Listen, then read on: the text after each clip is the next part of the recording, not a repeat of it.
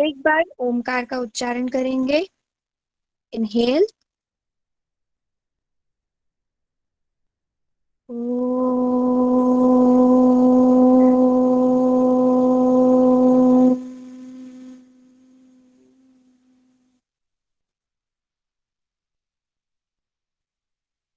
वासांसि जीर्णानि यथा विहाय नवानि गृह्णाति नरोपराणि तथा शरीराणि विहाय जीर्णानि अन्यानि संयाति नवानि देहि। दोनों हथेलियों को धीरे से रब करेंगे, अपनी आंखों पर लगाएंगे, धीरे से आंखें खोलेंगे। जी हरिओम सभी को। Thank you Soni ji.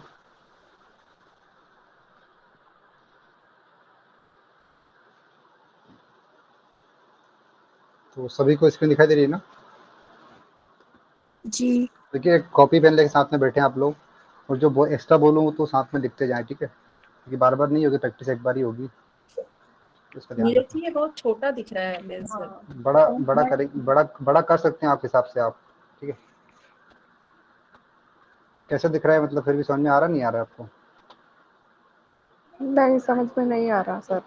समझ में नहीं आ रहा है क्या? एक मिनट रुकिए।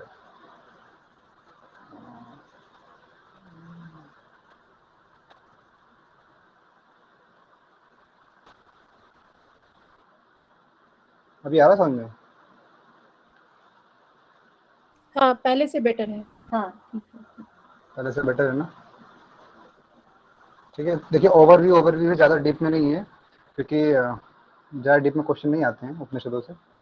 बाकी डीप में आएगा तो बता दूंगा, मतलब मैं और भी रिविजन करा दूंगा आप लोग का। ठीक है, पहले ओवरव्यू पढ़ेंगे, थोड़ा डीप में जाएंगे। तो सबसे पहले क्या है कि हमारे जो अष्टांग योग है वो कहाँ कहाँ दिया है, ठीक है? तो पतंजलि योग दर्शन में दिया है, वशिष्ठ संहिता में दिया है, हठ रत्नावली है, सिद्धांत पद्धति है, योग तत्वोपनिषद, त्रिशुक ब्राह्मण उपनिषद, ठीक है? तो ये हमारे 6 ग्रंथ हैं जिसमें हमारा अष्टांग योग का वर्णन मिलता है, ठीक है? अब सब में अलग अलग जगह मिलता है। जो पतंजलि योग दर्शन है उसमें 2/29 सूत्र नंबर जो है 2/29 में इसका वर्णन मिलता है। वशिष्ठ संहिता में जो सूत्र नंबर है, श्लोक नंबर है 133, ठीक है? ये बहुत इंपॉर्टेंट है, पता है? अष्टांग योग का जो वर्णन है ना, ये बहुत इंपॉर्टेंट है, ये आपसे पूछा जाता है हर बार। हर रत्नावली में तीसरे जो थर्ड हमारा उसमें उपदेश है, उसके फर्स्ट श्लोक में इसका वर्णन मिलता है हमें। सिद्धांत पद्धति में आप लोग को पढ़ाया था मैंने, तो उसमें दूसरे अध्याय के 32वें श्लोक में इसका वर्णन मिलता है हमें। योग तत्वोपनिषद में हमारे दूसरे अध्याय के 25वें श्लोक में इसका वर्णन मिलता है, ठीक है? इसका इतना इंपॉर्टेंट नहीं है। बाकी त्रिशुक ब्राह्मण उपनिषद में बताया गया है, इसमें इसका वर्णन 23वें श्लोक में मिलता है, ठीक है? 23 श्लोक में। तो ये इसमें जरूरी, बस जरूरी इसमें क्या क्या है, पतंजलि का जरूरी है, वशिष्ठ संहिता का जरूरी है, और हठ रत्नावली का और सिद्धांत पद्धति का। तो इसमें ये इंपॉर्टेंट है, श्लोक नंबर कहाँ से पूछ सकता है क्वेश्चन। और यम की बात करते हैं तो हम जो हमारे योग दर्शन हैं इसमें 5 यम बताए हैं। अहिंसा, सत्य, अस्त्य, ब्रह्मचर्य, अपरिग्रह, आप सभी को पता है ये। वशिष्ठ संहिता में 10 यम बताए गए हैं। लास्ट क्वेश्चन भी आया था, जिसने एग्जाम उसको पता है कि वशिष्ठ संहिता में कितने यम की चर्चा मिलती है। तो क्या आंसर था उसका, क्या था उसका आंसर? 10 क्वेश्चन आया था पिछली बार, देखिए सरल सा क्वेश्चन आया था, कठिन नहीं आया था इतना। कितने, अब इस बार नियम पूछ, कितने नियम बताएगा, इस बार नियम पूछ लेगा आपसे वो, ठीक है? कितनी नाड़ियाँ पूछ लेगा, कितनी नाड़ियाँ हैं वहाँ पर, ये पूछ लेगा। राशि पूछ, कितनी राशि बताई गई है। तो है ना, ऊपर से क्वेश्चन आते हैं, डीप में नहीं आते। डीप में क्वेश्चन आते हैं हमारी घेरन संहिता हठ प्रदीप का से, ठीक है?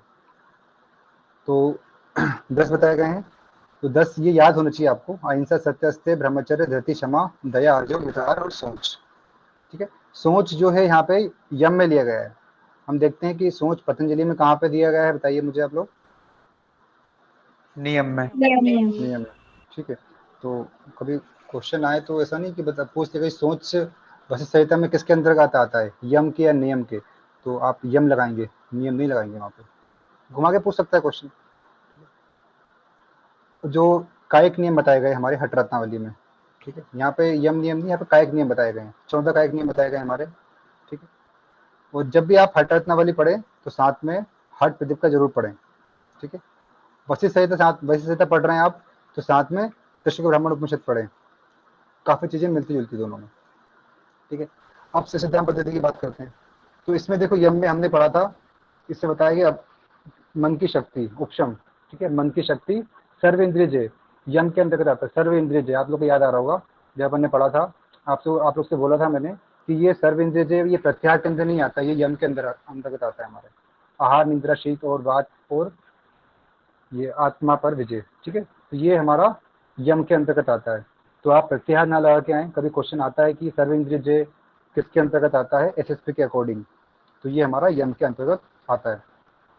अब बात करते हैं मिथ्याहार की, तो इसमें योग तत्व मिथ्याहार बताया गया है हमारा यम के अंदर। ठीक है, और चक्षुक ब्राह्मण उपनिषद में बताया गया है शरीर एवं इंद्रियों के प्रति सभी तरह से वैराग्य भावना हो जाना ही हमारा यम कहलाता है। ठीक है, चक्षुक ब्राह्मण उपनिषद में डेफिनेशन दी है। ठीक है, शरीर एवं इंद्रियों के प्रति सभी तरह से वैराग्य, जब डिटैचमेंट की भावना आपके अंदर आ जाएगी तो वही यम कहलाएगा। अब बात करते हैं नियम की। ठीक है, तो 5 इसमें हमारे पतंजलि में 5 हमारे नियम दिए हैं, सोच संतोष तप स्वाध्याय और ईश्वर परिधान। ये तो सबको पता है, बट अब जो इम्पोर्टेंट है वो है हमारे वशिष्ठ संहिता के। ठीक है, पिछली बार क्वेश्चन यम से आया था और इस बार यम के अंदर से पूछ सकता है कि धृति किसका पार्ट है, यम क्षमा में आता है, यम जो है यम के अंदर क्षमा आता है या नियम के अंदर क्षमा आता है, ये धृति आता है। तो आपको 10 के 10 याद होने चाहिए। ठीक है, 10 हमारे नियम हो गए, तप संतोष आस्तिक के दान ईश्वर पूजा सिद्धांत श्रवण ही मतलब अच्छा होता है, मति जप और व्रत।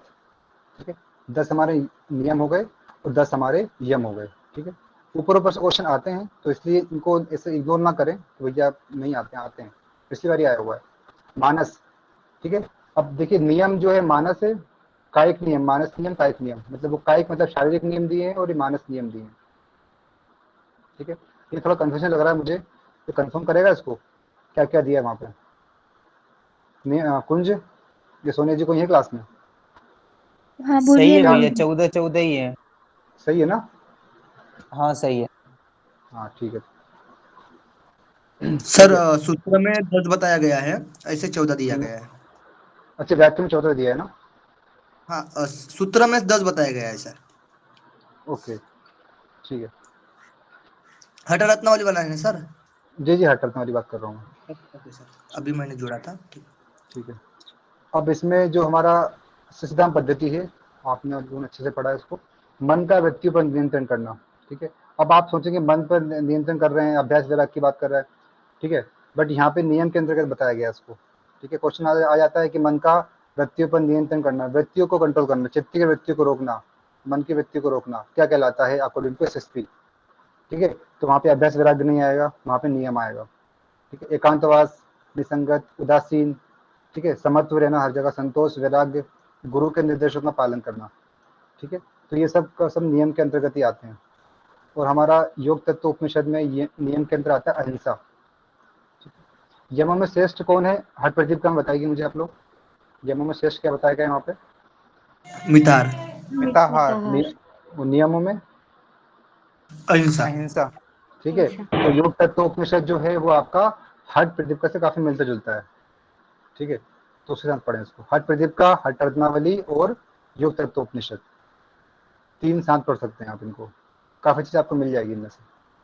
त्रिशुक ब्राह्मण उपनिषद में बताया गया नियम हमारा ईश्वर परिधान, परम तत्व से निरंतर अनुराग, प्रेम, ठीक है, और प्रेम अहिंसा, ये सब हमारे इसके अंदर आता है, नियम के अंदर रखा गया इसको। ठीक है, त्रिशुक ब्राह्मण उपनिषद।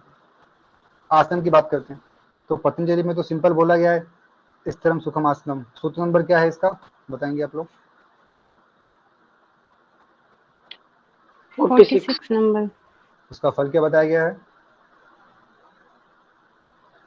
तत्वद्वंदानभिघात। इसका मतलब क्या होता है? ड्युअलिटीज होता है ना, शीत गर्म उष्मा, जो ड्युअलिटीज आपको इफेक्ट नहीं करता है जी ठीक है, उससे हम विचलित नहीं हो सकते द्वंद्व से। ठीक है। अब देखिए यहाँ पे वशिष्ठ संहिता में हमारे आसन 10 बताए गए हैं। ठीक है, तो ये 10 आसन आपको याद भी कर सकते हैं आप, नहीं तो कुछ कुछ याद कर सकते हैं, पूरे याद नहीं करे तो लास्ट का कर लें या सेकंड कर लें, या मतलब 5-6 आसन याद कर लेंगे तो आपको कभी क्वेश्चन आता है, सीक्वेंस से क्वेश्चन भी आता है कि है ना आसनों को मिलाइए, आप सीक्वेंस में जमाइए, तो आप लगा सकते हैं। वैसे क्वेश्चन उनकी फलों से पूछता है कि फल बताइए, स्वास्तिकासन का फल क्या है, सिंहासन का फल क्या है। बताइए मुझे योगी के द्वारा पूजित आसन आसन कौन सा बताया गया है वहाँ पे? सिंहासन। सिंहासन। और जो विष का नाश किससे होता है? मयूर। मयूर। भद्र स्वास्तिक आसन, भद्रासन। भद्रासन की मयूरासन, कंफ्यूज हैं आप लोग उसमें। भद्रासन ऐसे भद्रासन है। और वहाँ पे बताया वशिष्ठ गया, संहिता में तो भद्रासन ही है। हाँ, और जो हमारा स्वास्तिक आसन है उसमें क्या बताया गया है वहाँ पे?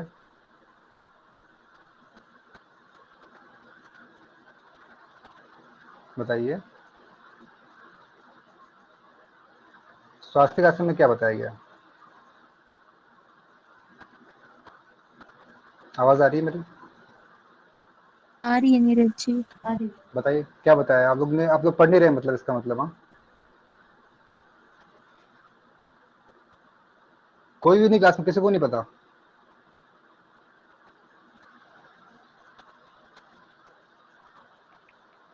कुंज, सोनिया जी, सीमा जी, पूनम जी। याद नहीं आ रहा है नीरज जी।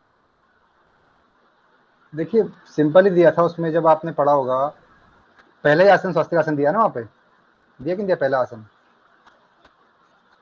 किसी को आसन पता है पूरे वहाँ के? जी, स्वस्तिकासन, गोमुखासन, पद्मासन, वीरासन, सिंहासन, मयूरासन, कुक्कुटासन, कुर्मासन और भद्रासन, मुक्तासन। सभी पापों का नाश होता है हमारे किस आसन? स्वास्तिक आसन से होता है। वहाँ पहले पहले ही लाभ दिया हुआ है। ठीक है, सभी पापों का नाश होता है हमारे। ये आप लोग लिखते चले जाएं इनको, बाद में आपको पढ़ने की जरूरत भी नहीं पड़ेगी इनको। स्वास्तिक आसन से हमारा पापों का नाश होता है। और पद्मास जो हमारा सिंह आसन है वो योगियों के द्वारा पूजित आसन है। भद्रासन से व्याधियों का नाश होता है और विष का नाश होता है। ठीक है, मयूर आसन और हमारा स्वास्तिक आसन से ही पापों का नाश होता है। ठीक है, वशिष्ठ संहिता में। ठीक है, तो इसको ध्यान रखें। तो 10 हमारे आसन दिए हैं, स्वास्तिक आसन दिए हैं, गोमुख आसन, पद्मासन, वीरासन और सिंहासन, मयूरासन, कुक्कुट, कुर्म, भद्र और मुक्तासन। 10 हमारे आसन दिए वहाँ पे वशिष्ठ संहिता में।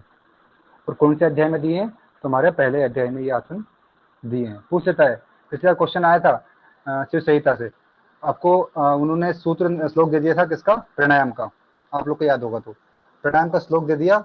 बताइए शिव संहिता में ये प्राणायाम का कुंभक का वर्णन कहाँ मिलता है? तो जिसको पता होगा, इसने पढ़ा होगा कि हाँ कुंभक का वर्णन चौथे अध्याय में मिलता है या तीसरे अध्याय में मिलता है, तो लगा देगा। ठीक है, आप कोई कंफ्यूज हो गया कि भैया सूत्र तो पढ़ा ही नहीं पढ़ने, बट लॉजिकल माइंड लगाइए, सूत्र नहीं पढ़ा, श्लोक नहीं पढ़ा आपने, बट आपने प्राणायाम तो पढ़े ना उसमें, कुंभक तो पढ़ा है ना आपने उसमें शिव संहिता में। तो कहाँ पढ़ा है कुंभक आपने? 4th अध्याय में पढ़ा है, ये 3rd अध्याय में पढ़ा है। तो वहाँ पे लॉजिकल माइंड यूज करिए आप लोग। ठीक है, वहाँ ये मत करिए कि भैया सूत्र हमने पढ़ा नहीं है। सूत्र छोड़िए, व्याख्या जो पढ़ी है वो कहाँ दी हुई है वो जरूरी है। ठीक है, तो वशिष्ठ संहिता में 10 आसन बताए गए हमारे।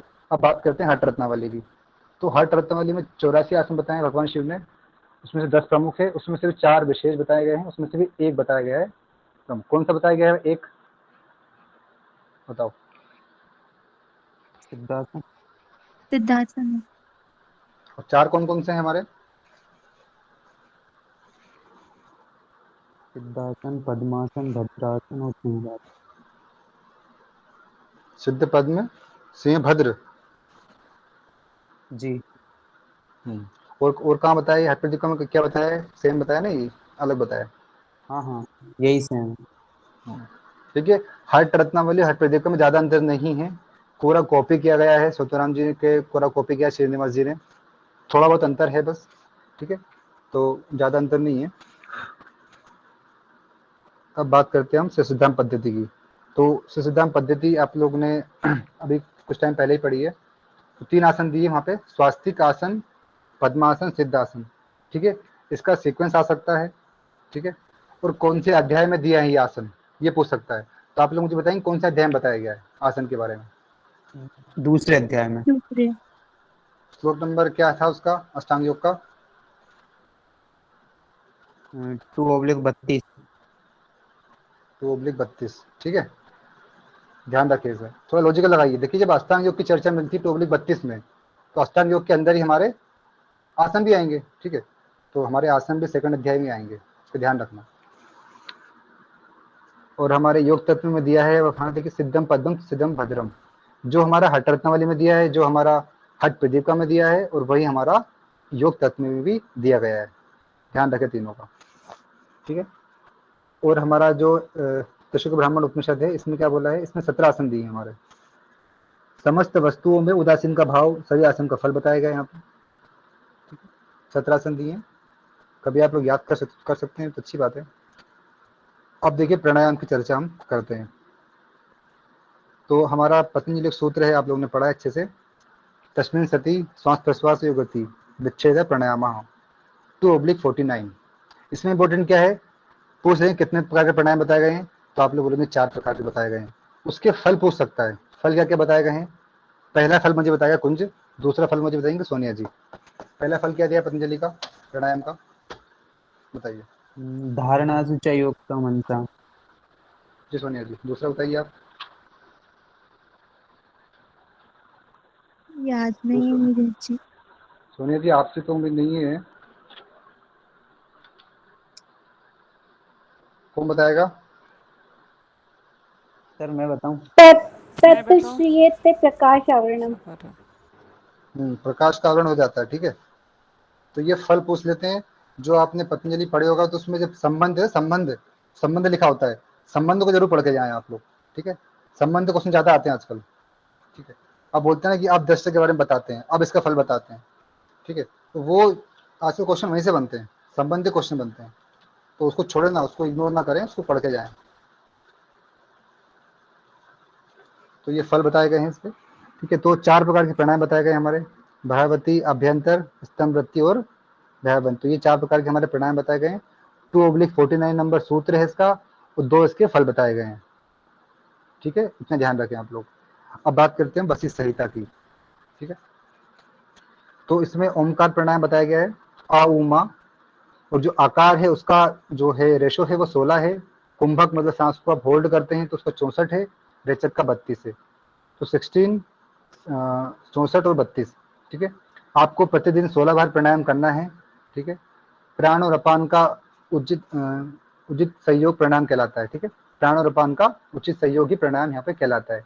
ध्यान रखें 3 प्रकार के प्राणायाम बताए गए हैं, आ उमा, ठीक है। ओमकार प्राणायाम बताया गया है। ओमकार प्राणायाम और कहाँ बताया गया मुझे बताइए आप लोग, कहाँ होता है इससे पहले, जो पुराने विद्यार्थियों को पता होगा, पता है किसी को। देखिए जो क्वेश्चन जहाँ अकेला होता है, जैसे कि आप यहाँ पे कुछ वशिष्ठ संहिता में कुछ ऐसी बात की गई जो कहीं नहीं मिलती है, तो वही चीज आपसे पूछ लेंगे वो कि भैया ओमकार प्राणायाम कहाँ बताया गया है, तो वशिष्ठ संहिता में बताया गया है, ठीक। आ उमा, आ की रेशो कितना है, उ का कितना रेशो है, ठीक है। आपको ऑप्शन दे देंगे सामने, आ उमा दे देंगे सामने, आपको रेशो दे देंगे उसका, पूरक कुंभक रेचक लगाइए आप, ठीक है। या उसको आपको दे देंगे 16, 64, 32 दे देंगे, ठीक है। क्योंकि देखो पेपर का लेवल बढ़ाना है उनको, तो कैसे ना कैसे पेपर का लेवल बढ़ाएंगे वो, डायरेक्ट क्वेश्चन नहीं पूछेंगे अब, ठीक है। तो ध्यान रखना इसका कि 16 बार आपको प्राणायाम करना होता है, और उसका रेशो दिया है 64, 16, 64, 32। तो ओमकार प्राणायाम का चर्चा हमें इस ग्रंथ में मिलती है, वशिष्ठ संहिता में, ठीक है। अब बात करते हैं हमारा तीसरा जो है हठ रत्नावली, 9 कुंभक बताए गए यहाँ पे। अब मुझे बताएंगे आप कि जो हमारे हठ प्रदीप का है, इसमें कितने कुंभक बताए गए हैं। 8। और हठ रत्नावली में एक कुंभक एक्स्ट्रा कौन सा बताया गया। भुजंग करने। भुजंग करनी बताया गया, ठीक है। तो एक्स्ट्रा बताया गया यहाँ पे एक, ठीक है। नाड़ी शुद्धि का 3 महीने में नाड़ी शुद्धि करनी है आपको, यहाँ पे बताया गया है। और 20 बार करना है एक टाइम, तो 4 बार करना है आपको, सुबह शाम मध्यरात्रि अर्धरात्रि, ठीक है। तो आपको 4 बार करना है, 80 बार आपको प्राणायाम करना है यहाँ पे, ध्यान रखें इस चीज का। अपन ने पढ़ लिया पतंजलि, पढ़ लिया अपन ने, वशिष्ठ संहिता का प्राणायाम पढ़ लिया अपन ने, जो हठ हमारा रत्नावली। हठ रत्नावली पढ़ लिया, ठीक है। 3 जगह पढ़ लिया, ध्यान रखें। अब हम बात करते हैं, हमारा नेक्स्ट है हमारा एसएसपी। ठीक है, ये बहुत जरूरी है, क्वेश्चन यहाँ से बन सकता है। ठीक है, प्राणों को स्थिर करना ही प्राणायाम कहलाता है। 4 प्रकार के प्राणायाम बताए गए हैं, रेचक, पूरक, कुंभक, संगठन। इनका सीक्वेंस आ सकता है क्योंकि यहाँ पे अलग दिया हुआ है, ध्यान रखें इस चीज का। हमेशा हम पूरक पहले लेते हैं, पर यहाँ पे रेचक पहले दिया हुआ है। रेचक, पूरक, रेचक मतलब सांस को छोड़ना, पूरक मतलब सांस को लेना, कुंभक मतलब होल्ड करना, संगठन यहाँ पे एक्स्ट्रा दिया गया है। ठीक है, तो जो अलग है वो पूछता है मेंटी है, तो यहाँ पे अलग दिया है, तो रेचक पहले बोला है, यहाँ पे रेचन करना, पूरक, कुंभक, संगठन। 4 प्रकार के प्राणायाम दिए हैं और प्राणों को स्थिर करना ही प्राणायाम यहाँ पे बताया गया है। ठीक है, 3 आसन दिए इसमें, स्वास्तिक आसन, पद्मासन, सिद्धासन। ठीक है, इसका ध्यान रखें।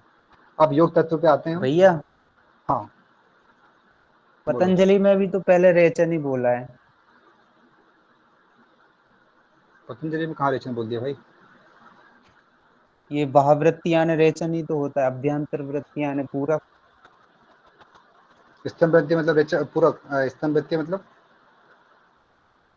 स्तंभ यानी कुंभक। कुंभक। तो हाँ, मतलब यहाँ इनडायरेक्टली बोला, यहाँ डायरेक्टली बोल दिया ना, ये सीधा बोला हुआ है रेचक, पूरक, कुंभक। वहाँ वर्ड चेंज कर दिए, बस अंतर ये है। ठीक है,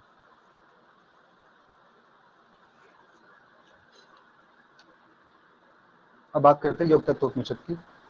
नाड़ी शोधन प्राणायाम यहाँ बताया गया है, तो उसका जो रेशो है वो सेम रेशो किसका है बताएंगे मुझे अभी। अभी आप ये पन्ने पढ़ा है।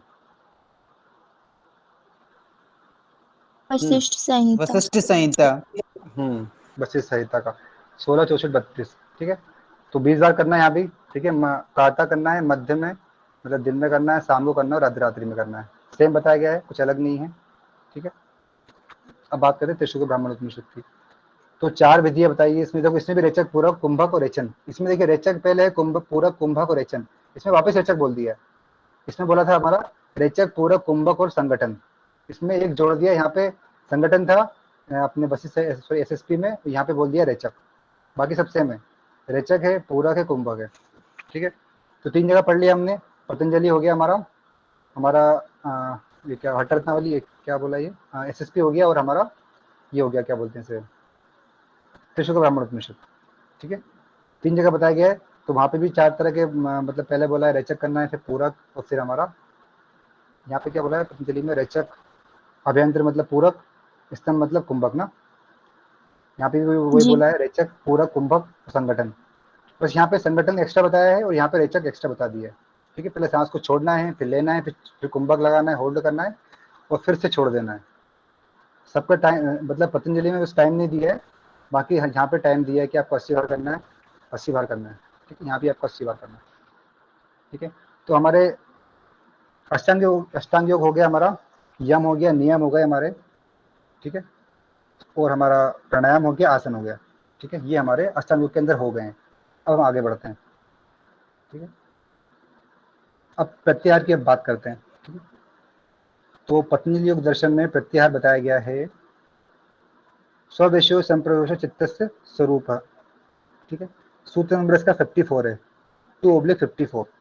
ठीक है, अब प्रत्याहार का फल क्या बताया गया है, कोई बताएगा मुझे? तथा परमावशेन्द्रियाणाम। किसने बोला है? सीमा जी क्या? मैं हूँ सीमा शर्मा। जी जी। सीमा शर्मा जी, गुजरात। बहुत बढ़िया सीमा जी, लेकिन सभी को सूत्र आनी चाहिए ना। सीमा जी, क्या मतलब होता है इसका फिर, सूत्र का? इंद्रियों को वश में कर लेते हैं, ज्ञानेंद्रिय, कर्मेंद्रिय और 11वां मन जो है इनको वश में कर लेते, इनका प्रत्याहार हो जाता है। बहुत बढ़िया। ठीक है, देखिए आजकल क्या है कि क्वेश्चन जो है ना फल से ज्यादा आते हैं। आपको पता है, आप लोग उनके रट लोगे कि हाँ प्रत्याहार कहाँ दिया है, ये कहाँ दिया है, वो फल से पूछ रहे हैं क्वेश्चन आपसे। ठीक, कि फल बताइए क्या है, प्रत्याहार का फल क्या दिया है, तो फल आपको जरूर याद करना है। ठीक है, वशिष्ठ संहिता में क्या होता है, 4 प्रकार के प्रत्याहार बताए गए हैं। इंद्रियों का बलपूर्वक पीछे लौटना, सभी को आत्मा के समान आत्म में देखें। ठीक है, बिना आडंबर के अपनी आत्मा में अनुष्ठान करना है, और 18 मर्म स्थानों, सबसे इंपॉर्टेंट क्या है इसमें, 18 मर्म स्थानों में अपने वायु को स्थिर करना है, अपना ये कहलाया गया है, प्रत्याहार कहलाया गया है। ठीक है। चौथा सबसे इंपॉर्टेंट है, जो हमारे मर्म स्थान बताए गए हैं उसमें 18, तो उनमें जो वायु जो अपना प्राण है उसको जब आप स्थिर कर लेंगे तो वही प्रत्याहार कहलाता है। तो 4 प्रकार के प्रत्याहार हमारे वशिष्ठ संहिता में बताए गए हैं। और जो हमारा पतंजलि योग दर्शन है इसमें जो सूत्र नंबर है 2/54 है और उसका फल बताया गया है 2/55 में, लास्ट सूत्र है हमारा बताया गया। सिद्धांत पद्धति में हमने पढ़ा था आत्मा के घोड़ों को लौटा देना, विषयों से लौटा देना ही प्रत्याहार कहलाता है। उनके दोषों को मिटा देना, ठीक है, जो हमारे दोष है उनको मिटा देना ये प्रत्याहार बताया गया है। उत्पन्न हो रहे विकारों को ही निवृत्ति होना सभी प्रत्याहार के लक्षण है, ठीक है। जो भी आपके विकार उत्पन्न हो रहे हैं उनको हटा देना, जो भी दोष आ रहे हैं उनको हटा देना। आत्मा के घोड़ों को, आत्मा के घोड़े कौन कौन से होते हैं बताओ? आत्मा के घोड़े क्या होते हैं? घोड़े को किससे मिलाते हैं अपन लोग? वैसे अपन लोग बात करते हैं ना कि घोड़े को किससे कंपेयर करते हैं? इंद्रियां। इंद्रियां से करते हैं। विषय को किससे करते हैं? मन। मन होती है इंद्रिया? नहीं, विषय तो रास्ता होता है ना। हाँ अभी मैंने ग्रुप में चार्ट भेजा था, आपको याद है? हाँ नियम, हाँ हाँ, पढ़ा आपने उसको? जो पाथ था ना, रास्ता, उसके ऊपर लिखा था विषय। ठीक है। देखिए ये ना, ये ऐसे क्वेश्चन बहुत बार आते हैं एग्जाम में और ये आपको आने भी चाहिए, ठीक। जो आत्मा होती है वो रथी होती है हमारी, क्या होती है? रथी होती है आत्मा, ठीक है, जो रथ पे बैठता है। जैसे कि हमारे रथी कौन थे? हमारे अर्जुन थे, उस समय अर्जुन रथ पे बैठे हुए थे, ठीक है, अर्जुन रथ पे बैठे हुए थे। और जो सारथी है, सारथी कौन है बताओ? सारथी कौन था वहां पे रथ पे बैठा? सारथी बुद्धि। बुद्धि कौन थे वहां पे उस समय? कृष्ण भगवान थे, श्री कृष्ण जी। थे कि नहीं थे? ठीक है, बुद्धि थे। इंद्रियां क्या थी हमारे? घोड़े। घोड़े थे। वो घोड़ों को खींच कौन रहा था? लगाम। लगाम। लगाम को मन, लगाम को क्या बोलते हैं? मन। मन। ठीक है, मन। मन, ठीक है। तो ऐसा रिलेट करो कि भैया वो देखो, उस समय का दृश्य देखो, देखो कि हाँ क्या क्या है इसमें, तो वैसे आपको आना चाहिए रिलेट करना। तो यहाँ पे बताया गया है, सिद्धांत पद्धति में पढ़ लिया हमने, ठीक है। अब बात करते हैं योग तत्व उपनिषद की। तो दिन में एक बार, क्योंकि यहाँ थोड़ा अलग बताया गया, दिन में एक बार एक पहर ही केवल कुंभक करके एवं कुंभक स्थिर होकर इंद्रियों को उसके विषयों से खींचकर लाना प्रत्याहार कहलाता है। थोड़ा अलग बताया गया, बस सेम वही है, थोड़ा सा अलग है कि दिन में एक बार एक पहर। एक पहर कितना होता है? 3 घंटे। बहुत बढ़िया। एक पहर ही केवल कुंभक करके एवं कुंभक स्थिर होकर, जब कुंभक स्थिर हो जाता है कि इंद्रियों को उनके विषयों से, इंद्रिया अपने विषय में जाती है, कान है वो तो सुनेंगे ना, आँख देखेगी अपने, बट उनको आपको दम पूर्वक नहीं रोकना है। वो तो अच्छी चीज देखेंगे, ठीक है देखो, पर जो चीजें हैं जो देखने लायक नहीं है, जो चीजें हैं जो जिससे आपको नुकसान हो रहा है, ठीक है। नहीं तो ऐसा तो नहीं कि आपकी जो इंद्रियां हैं वो तो कान तो सुनेंगे ना, आपके विषय तो आपको सुनेंगे, सॉरी आपकी जो इंद्रियां हैं वो तो सुनेगी, आप देखना तो बंद नहीं करोगे ना, ठीक है। बट जो आपके चित्त के लिए, आपके आत्मा के लिए सही चीज है ना, क्योंकि आत्मा के लिए जो सही चीज है वो तो गलत काम करेगी नहीं ना, ठीक है। तो इसलिए जो वासनाएं होती है उनको खींचना है, ठीक है, विषयों से खींचकर लाना ही प्रत्याहार कहलाता है आपको, ठीक है। अब बात करते हैं त्रिशुक ब्राह्मण उपनिषद में क्या बताया गया है। चित्त का अंतर्मुखी बाह्य प्रत्याहार है, ठीक है। योग तत्व में बताया गया है एक बार करना है, दिन में एक पहर करना है, केवल कुंभक की बात की गई यहाँ पे। त्रिशुक ब्राह्मण उपनिषद में चित्त का अंतर्मुखी भाव ही प्रत्याहार कहलाया गया है। और 18 मर्म स्थान में आपको, अच्छा 18 मर्म स्थान में अपन ने इससे पहले कहाँ पढ़ा था, मुझे बताएंगे आप लोग? कि प्राण को स्थिर करना अभी हमने पढ़ा कुछ देर पहले, वशिष्ठ संहिता। वशिष्ठ संहिता। हाँ ध्यान रखना, त्रिशुक ब्राह्मण उपनिषद वशिष्ठ संहिता काफी मिलती जुलता है, दोनों को साथ साथ पढ़े आप लोग।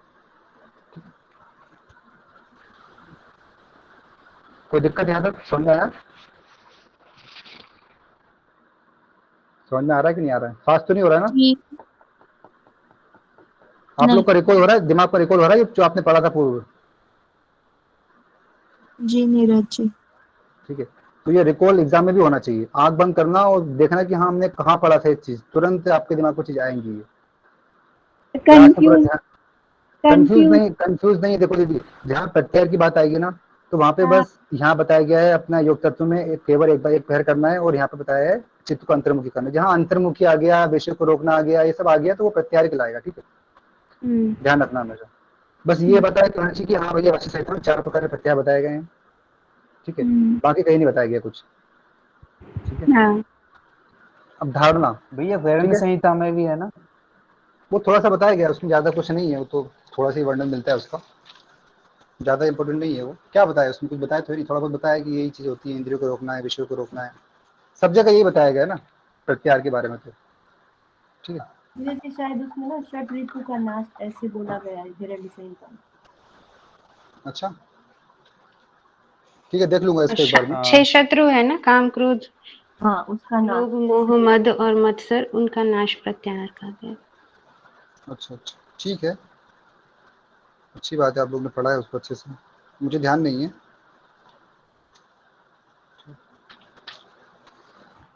तो देशभंग चित्त धारणा, ठीक है, सूत्र नंबर क्या है इसका? फर्स्ट 3 सूत्र है ऑब्लिक 1। विभूति पर। विभूति प्राग में एक पहला कहाँ कहाँ आप आपके चित्त को रोक सकते हैं बताइए, कहाँ कहाँ ध्यान लगा सकते हैं आप, आज्ञा चक्र बताएंगे? में। शरीर के अंदर, शरीर के बाहर, सूर्य चंद्रमा, कहाँ आप ध्यान लगा सकते हैं बताइए? हमारा जो मर्म स्थान है वहां पे 7 चक्रों पे। नहीं, यहाँ पे बोला है शरीर के अंदर और शरीर के बाहर 2 जगह। शरीर के बाहर कहाँ पे है? सूर्य चंद्रमा और सूर्य बिंदु। चंद्रमा और एक बोला था, और शरीर के अंदर हृदय कमल बोला था। लेकिन नाभि चक्र है, बताया था उसमें किताब में हमारी, नाभि चक्र, हृदय कमल आदि शरीर के भीतर देश हैं, उनमें आपको ध्यान लगाना है, धारणा लगानी है। और जो बाहर है, बाहर आकाश है, सूर्य चंद्र है, चंद्रमा है, देवता आदि है, ये कोई मूर्ति ले लो आप, ठीक है, कोई भारी पदार्थ ले लो आप, कुछ भी ले लो भारी पदार्थ, उस पर धारणा लगानी है आपको, ठीक है। तो एक आंतरिक देश हो गया हमारा और एक बाहरी देश हो गया हमारा, ठीक है। तो इसमें उसमें आपको नासिका के अग्र भाग पे और जीवा के अग्र भाग पे वो सब नहीं आएगा क्या? इसमें तो बताया, सूत्र में तो नहीं बताया यार, सूत्र में जितना पता है उतना मुझे पता है, बाकी अलग से आप ऐड कर सकते हैं, बट अलग से पूछेगा नहीं ना वो, जितना सूत्र में बताया गया है बस वही बोला है, बाकी ठीक अलग ठीक। से भी दे सकता है, कोई वो नहीं है। हम्म। तो उनमें से जो भी देश है आपके, आंतरिक देश है, बाहरी देश है, तो आपके चित्त की जो वृत्ति है उसको लगाना है आपको उनमें, वो उसको धारणा बोलते हैं। वो धारणा जो होती है वो बार बार टूट जाती है, ठीक है। वो आप जिस चीज़ पर कॉन्सेंट्रेट कर रहे हैं, बट अच्छा मुझे बताएंगे आप लोग, जो अर्जुन था उसने धारणा लगाई थी, ध्यान लगाया था चिड़िया की आंख पे? धारणा। ध्यान था। धारणा। हम्म, धारणा। कैसे धारणा लगाई थी बताओ, मुझे एक्सप्लेन करो। धारणा लगाई होती तो वो टूट जाता, क्योंकि धारणा बार बार टूट जाती है, ध्यान टूटता नहीं है। चलिए धारणा तो जो आप स्वतः ही धारणा, चिड़िया थी, है ना? वो बहुत धारणा तो बढ़िया बहुत चिड़िया बढ़िया, थी जिस पे ध्यान मैं लगाया यही, गया। मैं यही सुनना चाह रहा था। जी देखिए जो अर्जुन है जी। ना, उसका वश चिड़िया पे नहीं था, ठीक है, चिड़िया जाती उड़ जाती, ठीक है, उड़ जाती, उसका जो था मेन, ठीक है, उसका जो धारणा लगा, उसको धारणा, ध्यान नहीं लगा रहा था, धारणा लगा रहा था वो, धारणा उसकी क्या है, चिड़िया थी, ठीक है। कभी देखिए चिड़िया पे उसका बस नहीं है अर्जुन का, ठीक है। आप बताइए मुझे, चिड़िया उड़ जाती तो वो क्या कर लेता, वो धारणा लगा नहीं पाता, ध्यान लगा नहीं पाता उसको, ठीक है। तो आप ये नहीं कह सकते कि उसने से ध्यान लगा लिया उसको, तो ध्यान नहीं लगाया था उसको, धारणा लगाई थी, ठीक है। और कोई एक्सप्लेन करना चाहता है उसको तो कर सकता है, एनीवन?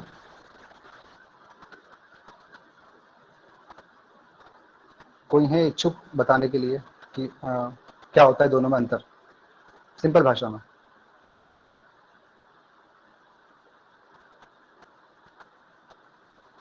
अरे भाई बोलो, आप लोग की क्लास है, इसमें इतना शर्माना क्या है? मतलब नीरज जी, ऐसे बोला गया है ना कि थोड़े समय तक की जो टिके दैट इज धारणा, और जो अगर धारणा ही लंबी हो जाए, ज्यादा समय तक चले, दैट इज ध्यान। हाँ, जैसे आपने बताया था ना अभी, तनाव होता है, तो जब तक कुछ लंबे टाइम तक रहता है तो वो क्या एंजाइटी बन जाती है, अब एंजाइटी लंबे टाइम तक रहती है तो वो क्या बन जाता है, डिप्रेशन बन जाता है, ठीक है।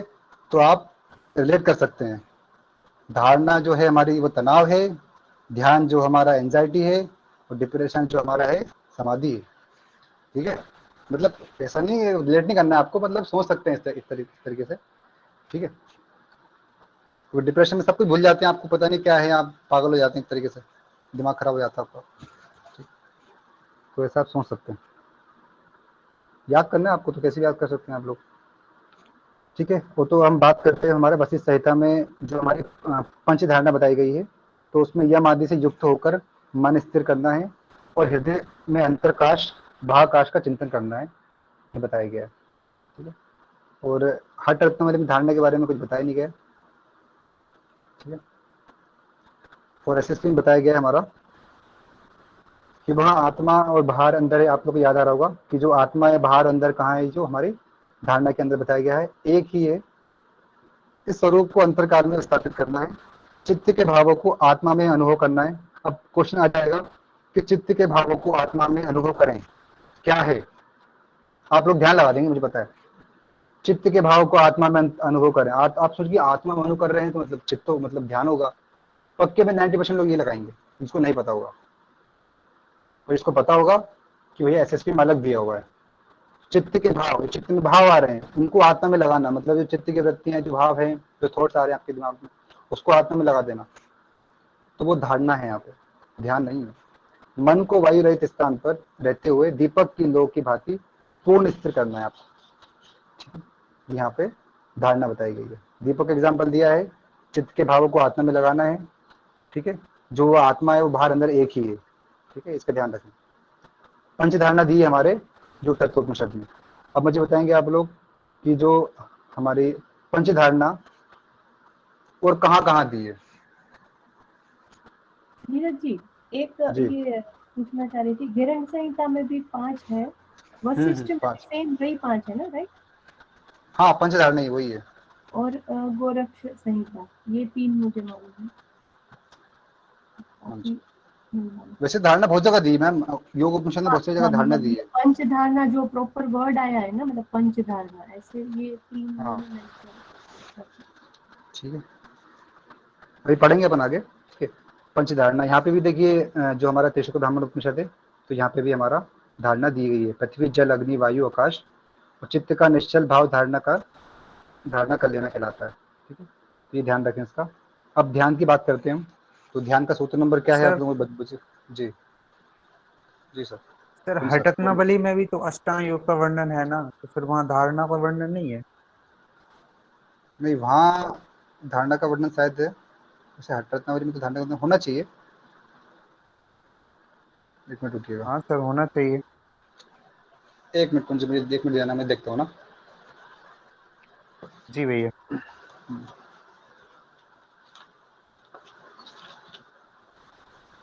अच्छा मुझे बताए कौन से अध्याय में दिया है अष्टांग योग वहाँ पे।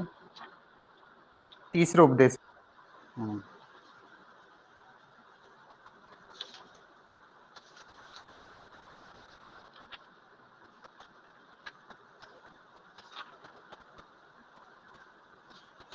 तीसरे उपदेश में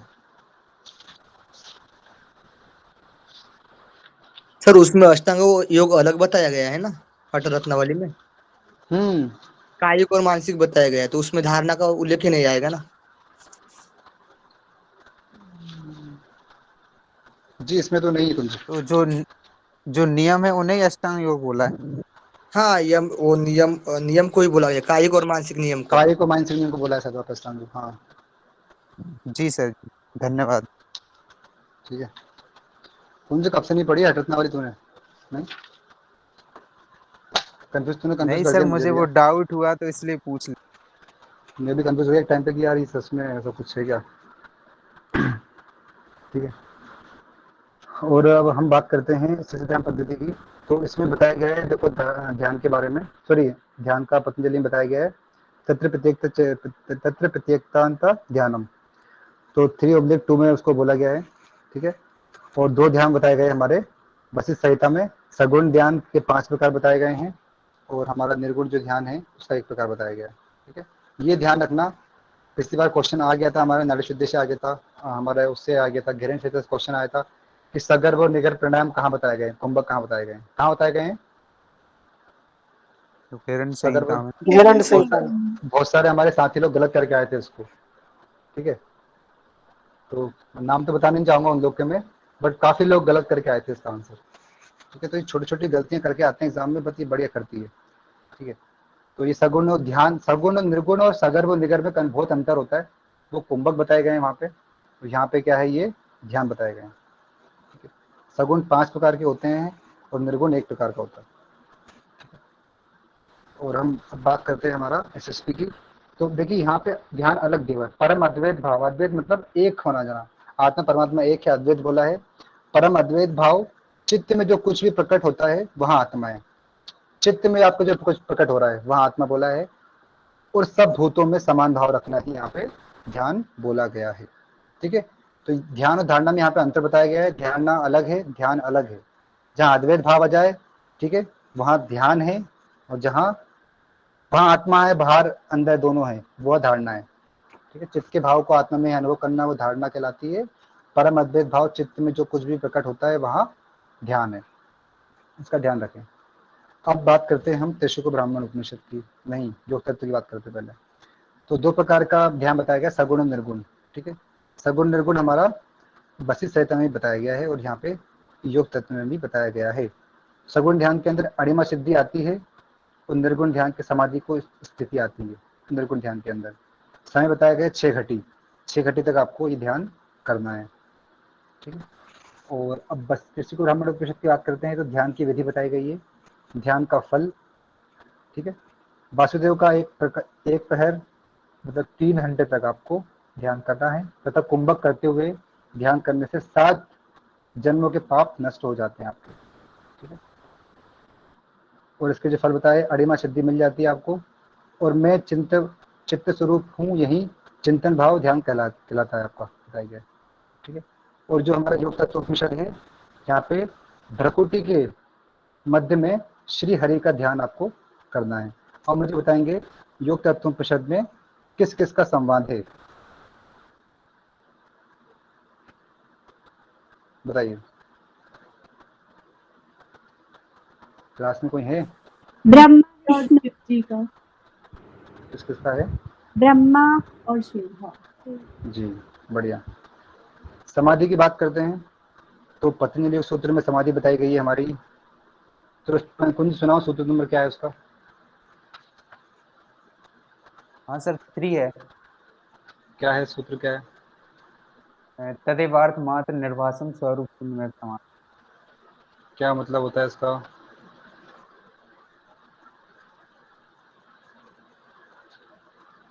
ध्यान की उच्च अवस्था ही समाधि है। हम्म,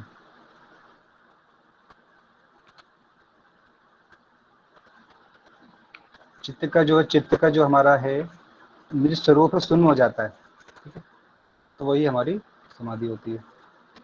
वशिष्ठ संहिता में बताया गया है जीवात्मा परमात्मा का एकता ही समाधि है। आप मुझे बताएंगे आप लोग, और कहाँ कहाँ बताया गया है जीवात्मा परमात्मा का एक रूप समाधि है, बताइए। हठ प्रदीप नाम बताया।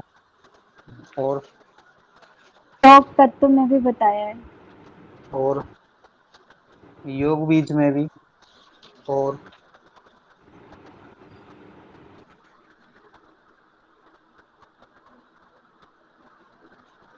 बेचारे याज्ञवल्क्य जी को भूल गए आप लोग? नहीं, याज्ञवल्क्य स्मृति, हाँ। क्या बोला है वहाँ पे? हठ रत्नावली में भी। स्कंद पुराण में बोला है, याज्ञवल्क्य में भी बोला है। ठीक है, तो ये सब पता होना चाहिए आपको कहाँ कहाँ दिया है ये। ठीक है, क्वेश्चन ये आपसे पता है, एमसीक्यू में क्वेश्चन आ सकता है कि मिलान करो भैया, बताओ कि जीवात्मा परमात्मा का एकता कहाँ कहाँ बताया गया डेफिनेशन। आपको बहुत सारे ऑप्शन दे देंगे वो लोग, याज्ञवल्क्य स्मृति, हमारा हठ ये नीरज जी पंडित। विष्णु पुराण में भी है। योगा संयोग इत्युक्त जीवात्मा परमात्मा ने, विष्णु पुराण। ओके, हाँ, ठीक है, तो ये फर्स्ट यूनिट का क्वेश्चन बनता है ये वाला। तो ये क्वेश्चन आपको पता होना चाहिए कि भैया योग की डेफिनेशन जो है, तो सरल सा क्वेश्चन है, आप लोग को ये भी नहीं आएगा एग्जाम में कभी। आप लोग क्वेश्चन आ गया ना वहाँ पे, तो आप लोग कंफ्यूज हो जाएंगे। ठीक है, कि कहाँ कहाँ दिया है ये। अब मुझे बताएंगे आप लोग, योगा समाधि ये किसने बोला है? व्यास योगा भाष्य में। समाधि, योग वास्य है। व्यास मुनि। इंद्रियों की स्थिर धारणा ही योग है, कहाँ बोला है? कठोपनिषद। उपनिषद। श्लोक नंबर क्या है वो?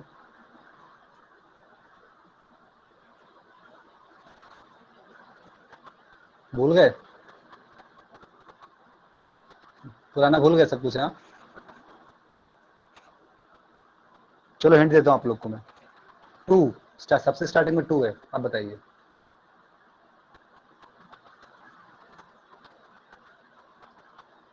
2/3। अब भी नहीं पता? 23। 23 है?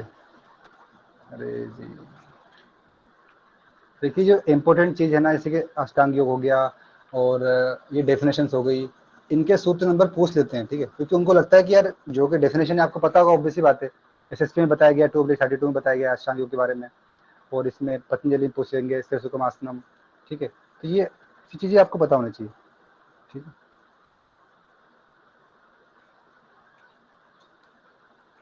2/3/10 शायद से ये बताएगा उसमें, 2/3/10, जहाँ तक मुझे पता है,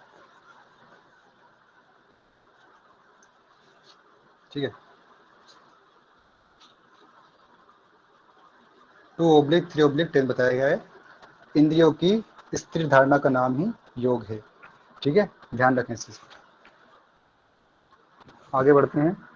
हर्ट रत्नावली में बताया गया आत्मा और मन एक रूप हो जाना। देखिए यहाँ थोड़ा अलग बताया गया है।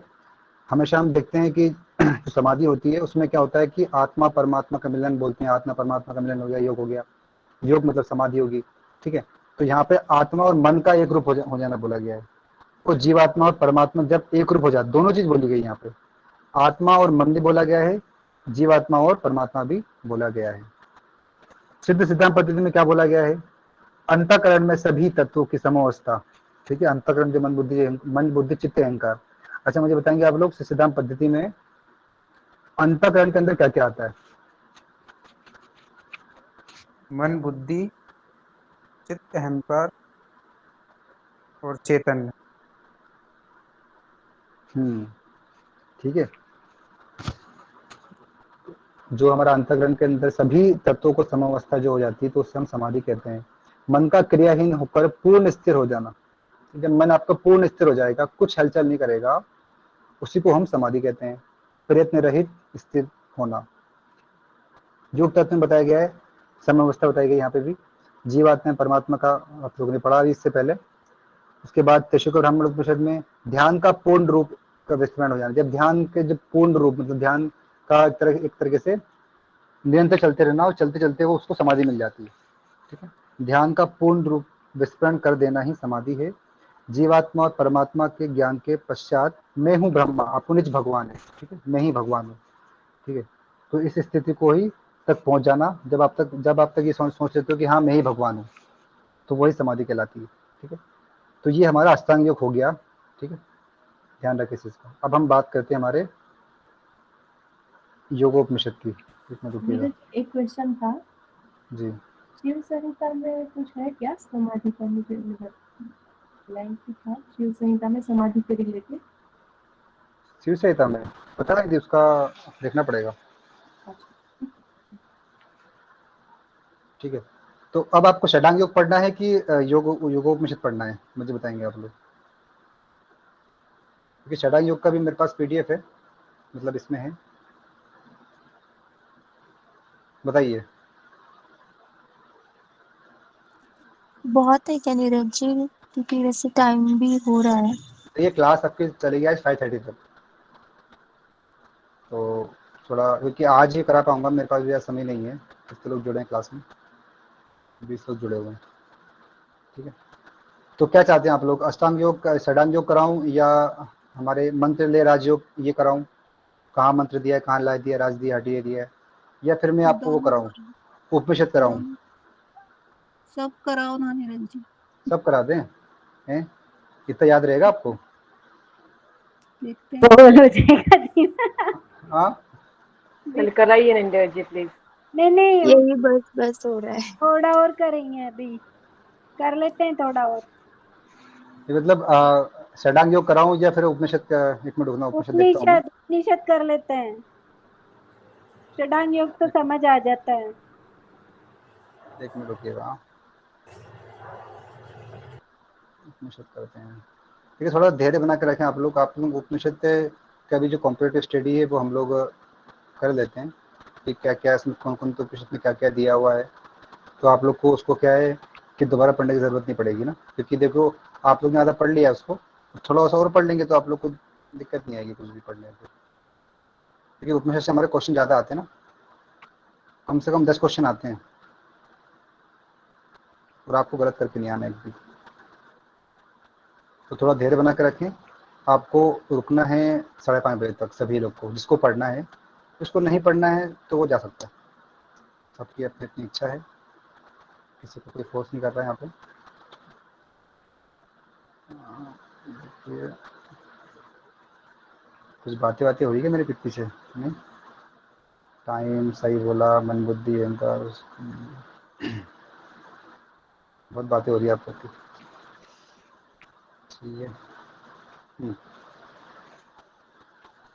तो आप लोग के 10 नंबर यहाँ से पक जाएंगे, ठीक है, अच्छे से आप लोगों ने इसको करा तो। हमारे 8 हमारे योग उपनिषद हैं, ठीक है, ध्यान रखें। और सबसे पहला उपनिषद जो हमारा है, दिख रहा है आप लोग को क्या नहीं दिख रहा है? दिख रहा है? जी अरे दिख भाई रहा है। बोलो। जी एकदम हाँ क्लियर, हाँ भैया दिख एकदम रहा है। एकदम दिख क्लियर। रहा है ना, ठीक है। तो जो हमारे योग उपनिषद है उसमें हमारा पहला उपनिषद है चतुर्थ उपनिषद। तो ये हमारा, ये देखिए ऊपर ऊपर से क्वेश्चन आ जाते हैं, आप लोग को लगता है कि अंदर से आते हैं, नहीं, ऊपर से ही पूछ लेते हैं वो, तो आपको सरल सरल क्वेश्चन नहीं आते एग्जाम में, ठीक है। तो मंत्र पूछ लेते, कितने मंत्र दिए बताइए, अध्याय पूछ लेते हैं वो। तो वेद जो है, जो कृष्ण यजुर्वेद से लिया गया है हमारा, ये योग कुंडलिनी उपनिषद जो है हमारा है वो लिया गया है हमारा, वो भी कृष्ण यजुर्वेद से लिया गया है। योग चूड़ामणि सामवेद से लिया गया है। शुक्ल ब्राह्मण उपनिषद शुक्ल यजुर्वेद से लिया गया है। योग तत्व उपनिषद भी कृष्ण यजुर्वेद से लिया गया है, ध्यान बिंदु और नाभ बिंदु। अब ध्यान रखें 4 उपनिषद हमारे, योग तत्व उपनिषद, ध्यान बिंदु उपनिषद और कुंडलिनी और हमारा चतुर्थ उपनिषद। तो ये 4 उपनिषद हमारे लिए गए हैं कृष्ण यजुर्वेद से। लिख लें इनको 1, 2 और 5 और 6, ऐसे लिखें इसको 1, 2 और 5, 6। आपको सीक्वेंस से पूरे उपनिषद याद है, तो 1 और 2 और 5, 6 उपनिषद हमारे जो नंबर पे आते हैं वो हमारे कृष्ण यजुर्वेद से लिए गए हैं, इसका ध्यान रखें। अब बात करते हैं हम हमारे चूड़ामणि की, ठीक है। चूड़ामणि उपनिषद जो हमारा है वो हमारा सामवेद से लिया गया है, ठीक है। आपको साथ साथ में काम करता हूँ मैं कि जो हमारे वो है ना मेन उपनिषद है ना, वो भी आपको साथ में करा देता हूँ मैं, क्या बोलते हो आप लोग, करा दो साथ में, कहाँ कहाँ से लिए गए हैं वो, जी बिल्कुल। हाँ ठीक है, हाँ लिखते लिखते चले, ठीक है। तो 4 हमारे ये हो गए 1 और 2, और हमारे 5वां हो गया हमारा योग तत्व, 6वां हो गया ध्यान बिंदु, और हमारा जो हमारे कठोपनिषद है और हमारा तैत्तिरीय उपनिषद है वो भी इसी से लिया गया है, ठीक है। साथ में लिखते चले आप लोग, कठोपनिषद और हमारा तैत्तिरीय उपनिषद भी कृष्ण यजुर्वेद से लिया गया है, ठीक है। अब सामवेद की बात करते हैं, तो सामवेद से चूड़ामणि लिया गया है हमारा, और हमारे जो मेन उपनिषद हैं उसमें हमारा जो केनोपनिषद है और हमारा छांदोग्योपनिषद जो है वो दोनों सामवेद से लिए गए हैं, ठीक है। अब बात करते हैं त्रिशुक ब्राह्मण उपनिषद की। तो शुक्ल यजुर्वेद से ये लिया गया है। थोड़ा सा स्लो, थोड़ा सा। अच्छा लिख नहीं पा रहे क्या आप लोग? जी हाँ, एक भी नहीं लिख पाए, वापस बोल दो भाई। अरे दीदी, सोनिया जी बोलेंगे अब, बोले सोनिया जी। वो लेफ्ट हो गई है पहले ही। पहले ले कुंज बोलेगा अब, कुछ तुम बोलो अब। हाँ भैया मैं बोलता हूँ।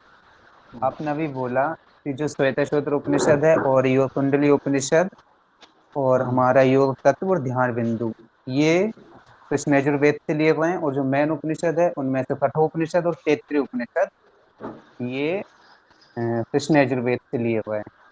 और दूसरे नंबर पे बोला था जो सामवेद से है वो हमारा चूड़ामणि है, और मैन उपनिषद में है छेन उपनिषद और छांदोक उपनिषद, यही बोला था अभी। ठीक है दीदी, राधिका दीदी लिख लिया? हाँ लिख लिया, वो ठीक है, केक हो जाएगा ना। हाँ हाँ ठीक है। तो अब शुक्ल यजुर्वेद की बात करते हैं हम। तो त्रिशुक ब्राह्मण उपनिषद जो लिया गया है शुक्ल यजुर्वेद से, और हमारे मेन उपनिषद में ईशावास्य उपनिषद और लास्ट के जो हमारा है ब्रह्मधारण्यक उपनिषद, तो वो दोनों हमारे लिए गए हैं। 3 हमारा त्रिशुक ब्राह्मण उपनिषद हो गया, ईशावासी हो गया और ब्रह्मधारण्यक हो गया। तो ये 3 हमारे शुक्ल यजुर्वेद से लिए गए हैं। ठीक है, लिख ले इसको अच्छे से, कॉम्पिटेटिव स्टडी में काम आएगा आपको। बाकी हमारे हो गए हैं। हमारा बचा है नाद बिंदु उपनिषद। तो नाद बिंदु उपनिषद जो है हमारा है, एक तो ये हो गया और एक हमारा हो गया ऐत्रेय उपनिषद जो हमारा मेन उपनिषद में आता है। तो ये दोनों हमारे ऋग्वेद से लिए गए हैं। ठीक है, और अब हमारे बचे मेन उपनिषद में 3 उपनिषद बचे हैं हमारे, प्रश्नोपनिषद, मुंडक उपनिषद और मांडक उपनिषद। तो वो हमारे लिए गए हैं अथर्ववेद से। लिख लिया आप लोग ने कि नहीं लिखा? लिख लिया। ठीक है, और योग राजो तो कहीं से नहीं लिया गया है, छोटा सा उपनिषद है, चक्र बताए गए हैं उसमें। ठीक है, तो वो कहीं से लिया नहीं गया है। ठीक है, तो आप लोग को समझ आ गया होगा आसानी से। ठीक है, तो क्वेश्चन बन जाते हैं यहाँ से कभी कभी। ठीक है, अब हम बात करते हैं मंत्रों की। मंत्र जरूरी नहीं है बट फिर भी आपको याद होना चाहिए, पूछ लेते हैं। जो हमारा पहला उपनिषद है उसमें 6 मंत्र बताए गए हैं, सॉरी 6 मंत्र नहीं, 6 अध्याय बताए गए हैं, 113 मंत्र बताए गए हैं, 113। ठीक है, योग कुंडली उपनिषद में थोड़े ज्यादा मंत्र बताए गए हैं उससे। देखिए पहले कम है, 113 मंत्र है, उसके बाद कुंडली में थोड़ा ज्यादा है, 171। ठीक, तो इसको आप ऐसे याद कर सकते हैं। कैसे याद कर सकते हैं? जैसे कि देखिए आप लोग को थोड़ा पता लगेगा वो, जैसे कि 113 है, 113 को जोड़ें कितना होगा? 5 होगा। ठीक है, तो 5 में 2 प्लस करेंगे तो 7 होगा, तो 171 बताया गया है हमारा योग कुंडली उपनिषद में। ठीक है, और इसको ऐसे कर सकते हैं कि 2 1 दिए हमारे श्वेतसर में, 2 1 दिए हमारे योग कुंडली उपनिषद में। तो 171 यहाँ पे है और 113 यहाँ पे है। तो जैसे भी आपको याद करना हो, आपकी इच्छा है। ठीक है, याद होना चाहिए बस। ठीक है, अब सामवेद में बताएं 1 to 1। ठीक है, सामवेद में देखिए पहले ज़्यादा है, पहले कम है, फिर ज़्यादा थे, फिर वापस से कम हो गए। ठीक है, उसके बाद फिर बढ़ गए, 174 हो गए। ठीक है, जो हमारे शुक्ल जो हमारा त्रिशुक ब्राह्मण उपनिषद है 174 हो गए, फिर कम हो गए। ठीक है, जो तत्व उपनिषद 142 हो गए, और फिर कम हो गए हमारे ध्यान बिंदु उपनिषद में, और सबसे कम हमारे हैं ऋग्वेद में, और सबसे भी कम हमारे हैं योगराज उपनिषद में। ठीक है, सबसे पहले हमारे 113 है, 171 हमारे योग कुंडली उपनिषद में बताए गए हैं, 121 बताए गए हमारे योग चूड़ामणि उपनिषद में, और त्रिशुक ब्राह्मण ने बताए गए हैं 174, योग तत्व ने बताए गए 142, ध्यान बिंदु बताए गए हैं 106, और ऋग्वेद में बताए गए, ऋग्वेद मतलब ध्यान बिंदु में बताए गए हैं 56, और हमारा योगराज उपनिषद है सबसे कम बताए गए हैं। और एक बात ध्यान रखना, सबसे कम बताए गए हैं इसमें, इससे भी कम बताए गए हैं, वो हमारा है मुंडक या मांडुक। बताओ मुझे आप लोग, कहाँ बताए गए? सबसे कम कहाँ बताए गए? मांडुक्य उपनिषद। मांडुक उपनिषद। ठीक है, सबसे छोटा उपनिषद है वो, तो वहाँ सबसे कम बताया गया। ठीक है, अब अध्याय की बात करते हैं। ठीक है, तो क्वेश्चन अध्याय से आ जाते हैं कि इस अध्याय में क्या दिया गया है। ठीक है, तो जो श्वेतस्वर उपनिषद है उसमें 6 अध्याय बताए गए हैं। ठीक है, पूछ लेता है कि ध्यान का विधि का वर्णन कौन से अध्याय में मिलता है। ठीक है, प्राणायाम का वर्णन कौन से अध्याय में मिलता है, ये पूछ लेता है। योग कुंडली उपनिषद में बताए गए 3 अध्याय मात्र। अब मुझे बताएंगे जो खेचरी मुद्रा है, खेचरी है, उसका वर्णन कहाँ मिलता है? खेचरी नहीं, हाँ खेचरी मिलन मंत्र है ना, उसमें क्या है सिद्धि, क्या है वो उसमें कुंडलिनी में कुछ है ना खेचरी से कुछ संबंधित, क्या है उसमें? खेचरी सिद्धि, मेलन। हाँ मेलन मंत्र। हाँ मेलन मंत्र सिद्धि जो भी है, मुझे ध्यान नहीं था उसका। तो वो बताओ कहाँ बताया गया उसमें, कौन से उसमें बताया गया है? योग तत्व में, योग तत्व में। अरे दीदी, मैं योग को लेके पूछ रहा हूँ कि खेचरी मेलन मंत्र कौन सा मेलन, हाँ तो कौन से अध्याय में बताया गया है वो, कौन से अध्याय में बताया गया? अध्याय करा है वर्ड में, दूसरे में बताया गया। हाँ दूसरे में बताया गया है। दूसरे। ठीक है, तो वहां पे अलग दिया है वो मेलन मंत्र, पूछ लेते हैं वो क्वेश्चन आ जाता है एग्जाम में। ठीक है, अब योग चूड़ामणि की बात करते हैं। तो इसमें जो है हमारा, इसमें कोई हमारे अध्याय नहीं बताए गए योग चूड़ामणि में। ठीक है, ध्यान रखें इसका। त्रिशुक ब्राह्मण उपनिषद भी नहीं बताए गए हैं, ब्राह्मण बोला यहाँ पे तो, ठीक है।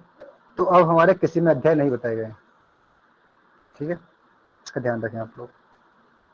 अब हम बात करते हैं योग, ये इंपॉर्टेंट है, ये वेरी वेरी इंपॉर्टेंट है, ठीक है। किसमें कौन सा योग बताया गया है, ठीक है। तो श्वेतकेतु उपनिषद में कर्म और ज्ञान योग के बारे में बताया गया है। योग कुंडली उपनिषद में क्या बताया गया है, कुंज बताओ। कुंज बिहारी ये उसमें, हाँ, योग चूड़ामणि में तो षडांग योग है ना। चूड़ामणि नहीं, कुंडलिनी में क्या बताया गया है?